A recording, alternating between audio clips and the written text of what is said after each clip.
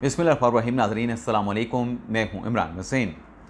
नाज़रीन, supreme court supreme judicial council से मुतल्लिक एक बड़ी ख़बर आपके साथ हम शेयर करने जा रहे हैं।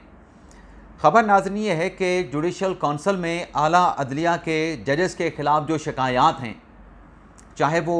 इस्लामाबाद हाई कोर्ट के जजेस हैं, चाहे वो दीगर हाई कोर्ट के जजेस हैं, चाहे कोई सुप्रीम कोर्ट का जज है, जिन जज साहबान के ख़िलाफ़ सुप्रीम जुडिशल कौंसिल में शिकायत हैं, उन शिकायत पर कार्रवाई के लिए chief justice of Pakistan justice Yahya Afridi ने जुडिशल कमीशन का इजलास बुला लिया है। अब ये जुडिशल कमीशन का इजलास कब होगा और जुडिशल कमीशन में जो जजेस के ख़िलाफ़ शिकायत पर कार्रवाई की जाएगी, उस जुडिशल कौंसिल की कंपोजिशन क्या होगी। जस्टिस सरफराज डोगर साहब, जो कि इस्लामाबाद हाई कोर्ट के चीफ जस्टिस हैं, क्या वो जुडिशल कमीशन के रुकन होंगे? और अगर वो जुडिशल कमीशन के रुकन हैं तो इस्लामाबाद हाई कोर्ट के जजेस के ख़िलाफ़ जो शिकायत हैं, क्या उन शिकायत में जब जुडिशल कौंसिल कार्रवाई करेगी, जस्टिस डोगर साहब सुप्रीम जुडिशल कौंसिल में बैठेंगे? इसके अलावा भी कुछ अहम ख़बरें हैं सुप्रीम कोर्ट ऑफ पाकिस्तान से जुड़ी, अंदर की ख़बरें हैं जिनकी डिटेल इस प्रोग्राम में आपके साथ हम शेयर करेंगे।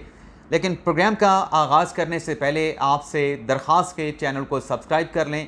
बेल आइकॉन का बटन प्रेस करें, वीडियो पसंद आए तो इसे लाइक और शेयर ज़रूर कीजिएगा।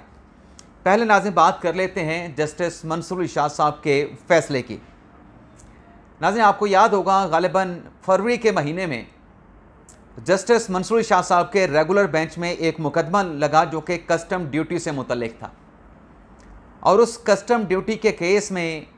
जस्टिस मंसूर इरशाद साहब ने क्वेश्चन कर दिया जो आइन का आर्टिकल 191A है, जिसके तहत जो आइनी मुकदमात हैं वो रेगुलर बेंचेस नहीं सुन सकते, बल्कि वो केसेस आइनी बेंचेस को ट्रांसफ़र होंगे, रेगुलर बेंचेस नहीं सुन सकते। तो जब ये क्वेश्चन फ्रेज़ किया गया जस्टिस मंसूर शाह की जानिब से कि रेगुलर बेंचेस आइनी नोयत के, आइनी और कानूनी नोयत के जो इंटरप्रिटेशन के केसेस हैं वो रेगुलर बेंचेस क्यों नहीं सुन सकते, तो उस पर नाज़रीन जब कार्रवाई आगे बढ़ी और फिर वह मुकदमा मंसूर शाह साहब की अदालत में ना लगना, वो केस जो है मंसूर शाह साहब के रेगुलर बेंच से निकल जाना, लेकिन कॉज लिस्ट के बगैर, मुकदमे की फिक्सेशन के बगैर मंसूर शाह साहब का उस केस को टेकअप करके समाअत करना, एडिशनल रजिस्ट्रार सुप्रीम कोर्ट को तौहीन अदालत का नोटिस जारी करना, और फिर जो एडिशनल रजिस्ट्रार हैं नज़र अब्बास साहब, उनको तो उनके तहरीरी जवाब पे मंसूर शाह साहब ने तौहीन अदालत की कार्रवाई से बरी कर दिया था, एक्विट कर दिया था। लेकिन मंसूर शाह साहब ने ये जो मामला था कि हमने एक जुडिशल ऑर्डर जारी किया है, तो जुडिशल ऑर्डर जारी करने के बाद वो जो केस है वो रेगुलर बेंच से कैसे वापस लिया जा सकता है। मंसूर शाह साहब ने सवाल उठाया था कि क्या अदालत के जुडिशल ऑर्डर की कोई सैंक्टिटी नहीं है। फिर उन्होंने यही तौहीन अदालत की कार्रवाई करते हुए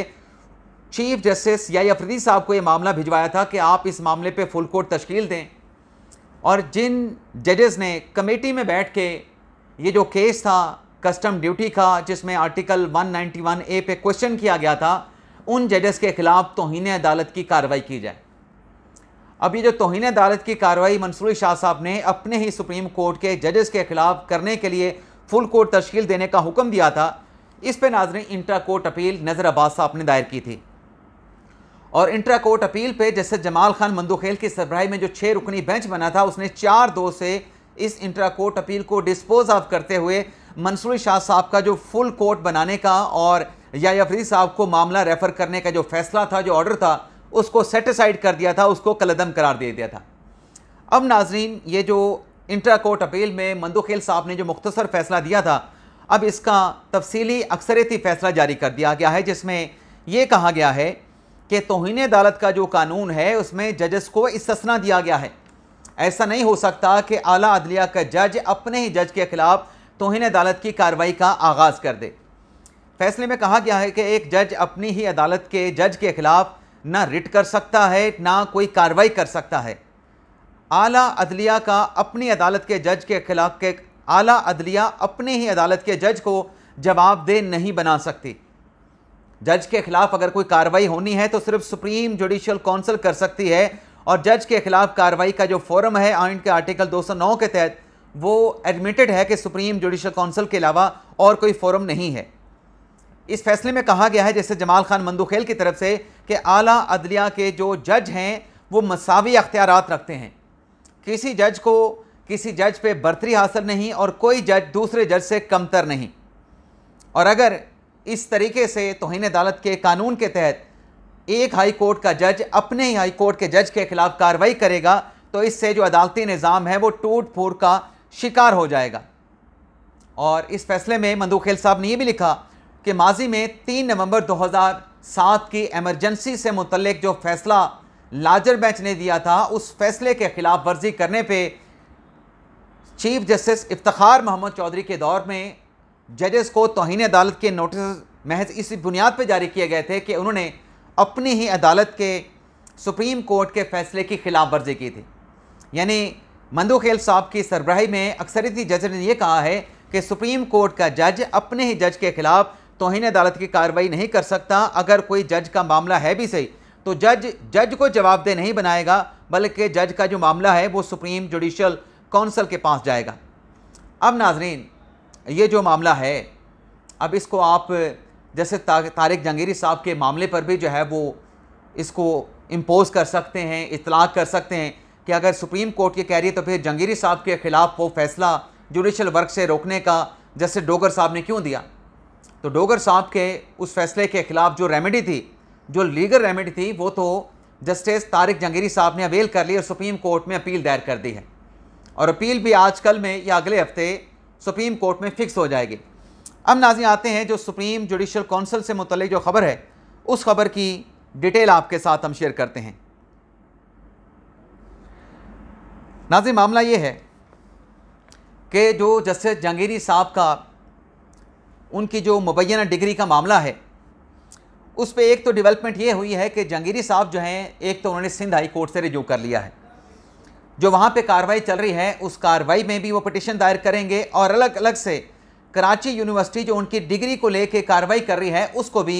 जस्टिस जहांगीरी साहब कल इम्कान है कि सिंध हाई कोर्ट में चैलेंज करेंगे। लेकिन इसके साथ साथ जो इस्लामाबाद हाई कोर्ट में जस्टिस जहांगीरी साहब का जो मामला है उसमें भी ज़राए ये बता रहे हैं कि एक वकील साहब हैं उस्मान वड़ाई साहब, उनकी खिदमात जस्टिस जहांगीरी साहब ने हासिल करनी हैं और कल जो उस्मान वड़ाई साहब हैं वो मियाँ दाऊद के केस में जस्टिस जहांगीरी साहब की तरफ से जो वकालतनामा है वो कल इस्लामाबाद हाई कोर्ट में जमा करवाने के लिए आ सकते हैं और जस्टिस जहांगीरी साहब उस वकालतनामे के हवाले से अपनी बायोमेट्रिक वेरिफिकेशन भी कराएंगे। तो ये एक ख़बर है कि कल इस्लामाबाद हाई कोर्ट में ये डेवलपमेंट जो है वो होने का इम्कान है। लेकिन नाज़रीन, कल सिंध हाई कोर्ट में जो जहांगीरी साहब की डिग्री का मामला है, उस डिग्री की जो समाअत 30 सितंबर तक मुलतवी की गई थी, लेकिन कराची यूनिवर्सिटी की अर्ली हेयरिंग की एप्लीकेशन पे अब ये समाअत 30 सितंबर की बजाय कल 25 सितंबर को सिंध हाई कोर्ट के आईनी बेंच में की जाएगी। अब यहाँ पे सवाल उठाए जा रहे हैं कि जब 30 सितंबर की डेट थी तो 25 सितंबर को फिक्स करने का ऐसी क्या अर्जेंसी थी। और भाई, अर्ली हेयरिंग की एप्लीकेशन आई थी, उसको एक्सेप्ट किया गया है। अर्ली हेयरिंग की दरख्वास्त के ऊपर तो वो कार्रवाई अगर अदालत करे तो कर सकती है। केस अगर लंबी तारीख के लिए फ़िक्स हुआ है तो उसे छोटी तारीख के लिए फ़िक्स किया जा सकता है। और फिर ये भी सवाल उठाया जा रहा है कि ये 33 साल के बाद जहांगीरी साहब की डिग्री पे सवाल क्यों उठा। ये सवाल ठीक है, लेकिन जवाब इसका ये भी हो सकता है कि डिग्री के पर सवाल तो कभी भी उठ सकता है। भाई, एक चीज़ है, नहीं पकड़ी गई, नहीं देखी गई, किसी ने उसकी स्क्रूटनी नहीं की, किसी ने उसकी छानबीन नहीं की, अब ये मामला सामने आया है तो जहांगीरी साहब जिनके दामन पे ये दाग लगा दिया गया, ये इल्ज़ाम लग के कि उनकी डिग्री जाली है, तो क्या इसके ऊपर जहांगीरी साहब को क्लीन चिट नहीं मिलनी चाहिए। और क्लीन चिट कैसे मिलेगी जब या तो सुप्रीम जुडिशल काउंसिल में कार्रवाई होगी या फिर सिंध हाई कोर्ट उस पर अपना कोई फैसला जारी करे कि कराची यूनिवर्सिटी जो जज साहब के खिलाफ कार्रवाई कर रही है या तो डिक्लेयर करे कि वो मेलाफाइडी है, जज साहब की डिग्री बिल्कुल दुरुस्त है, या फिर कहे अपने कराची यूनिवर्सिटी की उस रिपोर्ट पे सिंध हाई कोर्ट करार दे कि उनकी रिपोर्ट बिल्कुल ठीक है और जज साहब की जो डिग्री है वो मुबैना तौर पे बोगस है, जज साहब की डिग्री फेक है या जज साहब की डिग्री वैलिड नहीं है। कोई ना कोई फैसला तो होना चाहिए। ये मामला कहते हैं ना कि खला में मोलक नहीं होना चाहिए। अब नाजरीन, ज़रा ये बता रहे हैं कि जो सुप्रीम जुडिशल काउंसिल के हवाले से chief justice of Pakistan justice Yahya Faridi ने जो नए अदालती साल के मौका पे इस बात का ऐलान किया था कि वो सुप्रीम जुडिशल काउंसिल को एक्टिव करने जा रहे हैं और रवा माह यानी सितंबर के महीने के आखिर में या अक्टूबर के अवाइल में सुप्रीम जुडिशल काउंसिल का इजलास बुला लिया जाएगा। तो नाज़रीन, हमारे ज़राए के मुताबिक सुप्रीम जुडिशल काउंसिल का जो इजलास है वो रवा माह नहीं बल्कि अक्टूबर के महीने के वस्त में बुलाया जाएगा। बल्कि ज़राए तो कन्फर्म करते हैं कि अक्टूबर के मिड में ये इजलास सुप्रीम जुडिशल काउंसिल का, जिसमें जजेस के ख़िलाफ़ जो शिकायत हैं उन पर कार्रवाई करने के लिए कि आया कि जजेस के ख़िलाफ़ वो शिकायत मेंटेनेबल हैं, उनमें सब्सटेंस है या वो सिर्फ फ्रिवलेस एप्लीकेशंस हैं, फ्रिवलेस शिकायत हैं। जज साहबान के ख़िलाफ़ सुप्रीम जुडिशल काउंसिल अक्टूबर के मिड में उन शिकायत पर कार्रवाई करने जा रही है। और उसमें ज़राए की तरफ से ये भी बताया गया है कि chief justice Sindh high court Junaid Ghaffar साहब, जो कि रिटायर हुए हैं, जो कि सुप्रीम जुडिशल काउंसिल के रुकन थे, उनकी रिटायरमेंट के बाद अब जो इस्लामाबाद हाई कोर्ट के चीफ जस्टिस हैं सरफराज डोगर साहब, वो सुप्रीम जुडिशल काउंसिल के रुकन बन गए हैं। उन्हें सुप्रीम जुडिशल काउंसिल के लिए नोटिफाई कर दिया गया है। लेकिन ज़राए की तरफ से ये भी बताया गया है या ज़राए का ये भी दावा है कि जो आला अदलिया के जजेस के ख़िलाफ़ शिकायत पर सुप्रीम जुडिशल काउंसिल प्रोसीड करेगी, उसमें चीफ जस्टिस सरफराज डोगर साहब बतौर रुकन जुडिशल काउंसिल बैठेंगे। लेकिन जब मामला इस्लामाबाद हाई कोर्ट के जजेस का आएगा, चाहे वो ख़त लिखने वाले 5 जजेस हैं या मोहसिन अख्तर कियानी साहब के ख़िलाफ़ कोई शिकायत है या बाबर सत्तार साहब के ख़िलाफ़ कोई शिकायत है, सरदार इजाज़ इसाक के ख़िलाफ़ कोई शिकायत है या हाई कोर्ट के किसी जज के ख़िलाफ़ भी कोई शिकायत है जिसमें मिसकंडक्ट का या अख्तियारात के नाजायज़ इस्तेमाल का या जाली डिग्री का इल्ज़ाम लगाया गया है, जब इस्लामाबाद हाई कोर्ट के जजेस के केसेस सुप्रीम जुडिशल काउंसिल में टेकअप हो गए तो सरफराज डोगर साहब जो हैं वो जुडिशल काउंसिल में नहीं बैठेंगे और सरफराज डोगर साहब की जगह पे किसी और जज को जुडिशल कमीशन का, जुडिशल काउंसिल का रुकन बनाया जाएगा। अब वो जज जो कि सरफराज डोगर साहब की जगह पे जुडिशल काउंसिल का रुकन बनेगा, नाज़रीन उनसे मुतल्लिक़ हम छानबीन कर रहे हैं, चीज़ों को खरीद रहे हैं, तो हमें कोई इन्फॉर्मेशन मिलेगी तो ये ब्रेकिंग न्यूज़ भी कल या किसी भी व्लॉग में आपके साथ हम ज़रूर शेयर करेंगे। अब नाज़रीन आते हैं जो बाकी ख़बरें हैं। नाज़रीन, तोशाखाना केस की जो आज अडयाला जेल में समाअत हुई है, तोशाखाना केस में आज जो नैब के तफ्तीशी थे मोहसिन हारून, उन पे इमरान खान साहब, बुशरा बीबी साहबा की लीगल टीम ने जिरा की है। लेकिन ये जिरा का प्रोसेस मुकम्मल नहीं हो सका और कल तक जो जज साहब हैं शाहरुख अर्जमन साहब, उनकी तरफ से केस की समाअत को कल तक मुलतवी कर दिया गया है ताकि नैब के तफ्तीशी पे जो जिरा का प्रोसेस है उसको मुकम्मल किया जाए। और जब नैब के तफ्तीशी पे जिरा मुकम्मल होगी तो फिर जो FIA के तफ्तीशी हैं उन पे इमरान खान साहब और बुशरा बीबी साहबा की जो लीगल टीम है वो जिरा करेंगे। तो आज की समाअत में नाज़रीन इमरान खान साहब भी कमरा अदालत में मौजूद थे, बुशरा बीबी साहबा भी मौजूद थे, सलमान अकरम राजा भी कमरा अदालत में गए, इमरान खान साहब की हमशीर गान भी गई, बैरिस्टर सैफ को भी अदालत में जाने का मौका मिला। सलमान अकरम राजा साहब, बैरिस्टर अली ज़फ़र साहब और खालिद यूसुफ चौधरी और मिशाल यूसुफ़ज़ई भी आज अदालत में गए और अदालती कार्रवाई को विटनेस किया। नाज़रीन, इस अदालती कार्रवाई के बाद जो अली ज़फ़र साहब हैं, सलमान अकरम राजा साहब हैं, इमरान खान साहब के वकील सलमान सफदर साहब हैं और इल्मा खान साहबा हैं, उनकी तरफ से मीडिया के साथ गुफ्तगू भी की गई। अब क्या गुफ्तगू की गई उस पर मैं नेक्स्ट वीडियो लॉग में एक बड़ी अहम खबर के साथ कल सुबह के व्लॉग में आपके साथ तफसीलात शेयर करूंगा। क्योंकि अभी अगर मैं तफसीलात आपके साथ शेयर करूँ, आपसे माफ़ी चाहते हुए, आपसे माजरत करते हुए, क्योंकि कुछ दोस्त ये कहते हैं कि आप हिंट दे देते हैं फिर आप ख़बर नहीं देते। इस खबर का हिंट मैंने थंबनेल पे नहीं दिया है, तो अगर मैं इसकी तफसीलात आपके साथ इस व्लॉग में शेयर करने लगूँ तो ये 15 मिनट या 16 मिनट का जो व्लॉग है ये 30-35 मिनट का हो जाएगा। तो कल सुबह के व्लॉग में ये डिटेल में आपके साथ शेयर करूंगा। लेकिन इसके साथ साथ आपको ये बताते चलें कि जो ढकी बाई के ख़िलाफ़ मालियाती फ्रॉड पे कार्रवाई की जा रही है NCCI की तरफ से, अब जो यूट्यूबर रजत भट्ट हैं उनके ख़िलाफ़ भी NCCI की तरफ से FIR का इंदराज कर लिया गया है। और रजत भट्ट यूट्यूबर पर भी यही इल्ज़ाम है